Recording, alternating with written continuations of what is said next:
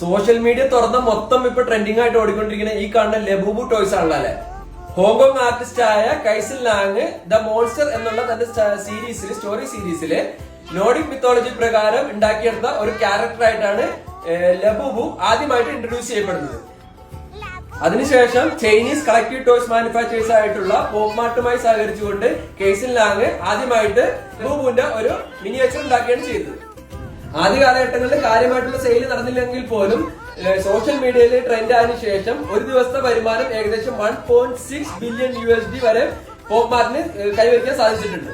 World സെലിബ്രിറ്റീസിന്റെ കയ്യിലും പലരുടെ കയ്യിലും ഈ ഐറ്റം കണ്ടതിന് ശേഷമാണ് സോഷ്യൽ മീഡിയയുടെ ഇത് വൈറലാകാൻ തുടങ്ങിയത്. ഉദാഹരണത്തിന് റിഹാന, ലിസ, ദുവാലിപ്പ, അനന്യ പാണ്ഡ്യ അവരുടെ കയ്യിലെല്ലാം ഈ സാധനം മിനിയേച്ചർ കണ്ടതോടുകൂടി ഇപ്പൊ വളരെ ട്രെൻഡിംഗ് ആയിട്ടാണ് ലബൂബു പോയിക്കൊണ്ടിരിക്കുന്നത്.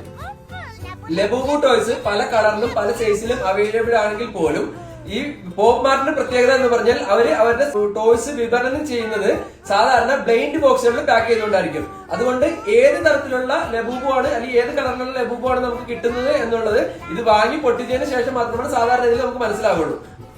ലബൂബു ടോയ്സിന്റെ അഗ്ലി ക്യൂട്ട് ഡിസൈനും ബ്ലൈൻഡ് ബോക്സിൽ വരുന്നത് കൊണ്ട് ഇത് ഓപ്പൺ ചെയ്യുമ്പോഴുള്ള ഹണ്ടിങ് ത്രില്ലും മാസീവായിട്ടുള്ള സെലിബ്രിറ്റി ബസ്സും ഇതെല്ലാം തന്നെയാണ് സോഷ്യൽ മീഡിയ വഴി ഇത്ര ട്രെൻഡിംഗ് ആയിട്ട് പോകാനുള്ള കാരണം. അപ്പൊ നിങ്ങൾക്കും ലബൂബു ടോയ്സ് വാങ്ങാൻ താല്പര്യമുണ്ടെങ്കിൽ യെസ് എന്ന് കമന്റ് ചെയ്യുക. നിങ്ങളുടെ ലബൂബു ടോയ്സ് ഫ്രണ്ട്സിന് ഈ വീഡിയോ ഷെയർ ചെയ്തോളൂ.